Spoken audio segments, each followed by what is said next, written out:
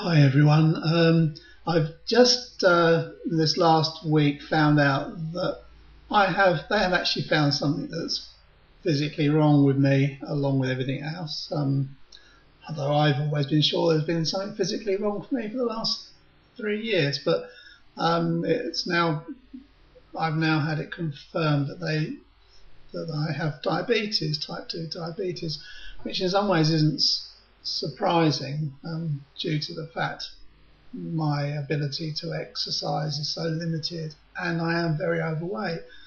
But what did really interest me was the totally different way that I've been treated with this as opposed to my other illness. For a start, within the next week, I've got to have another blood test and urine test to check the level they need to start me off on as to whether it would be controlled by diet or whether I'd have to have tablets or whatever. I see a diabetes nurse.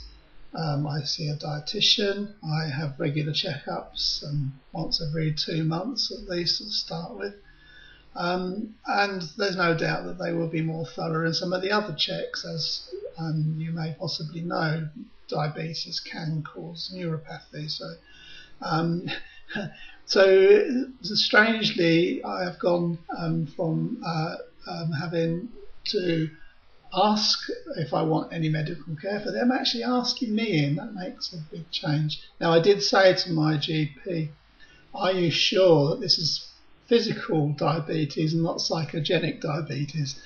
I'm not sure if he was amused or not, but I did think I needed to make the point.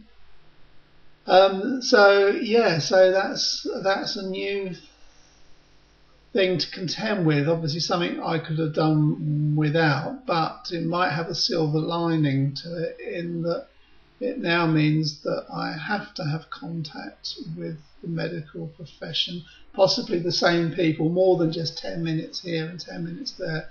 It might actually make them take another look at my other physical problems and not quite so easily dismiss me as having psychogenic problems. So that in itself is positive, but the diagnosis obviously is something I could have done without. It might even be that the diabetes has been going on longer than they think. In 2008, when I was at the National, they did a blood test then because they thought my blood sugar level was high. In fact, the sugar level in my spinal fluid was high, which is why they did the blood test. But it came out as normal, or at least it wasn't too far over. And then I had to have another one through my GP, and that time it all seemed to be normal, but it's quite possible. I mean, that was January 2008, so it's quite possible that I was borderline and went over the edge not long after having the blood test. So yeah, so there we go. As for how other things are going in terms of my health, pretty much the same. Still not sure whether my problems initiate from ME or whether it's some other condition, and I suppose it's the uncertainty which I find so hard to deal with. Interestingly, I came up with I was reading through Byron Hyde's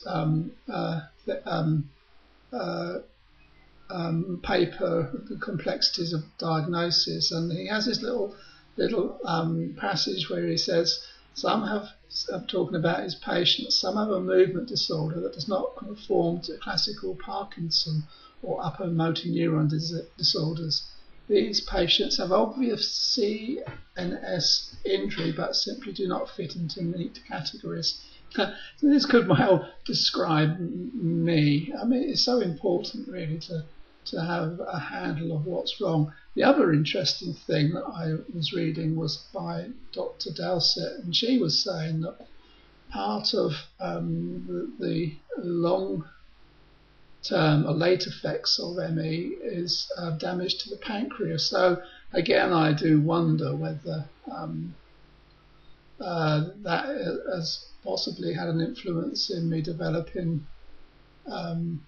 diabetes, but that's a hard one to prove. It's just an interesting thing. It does make me wonder.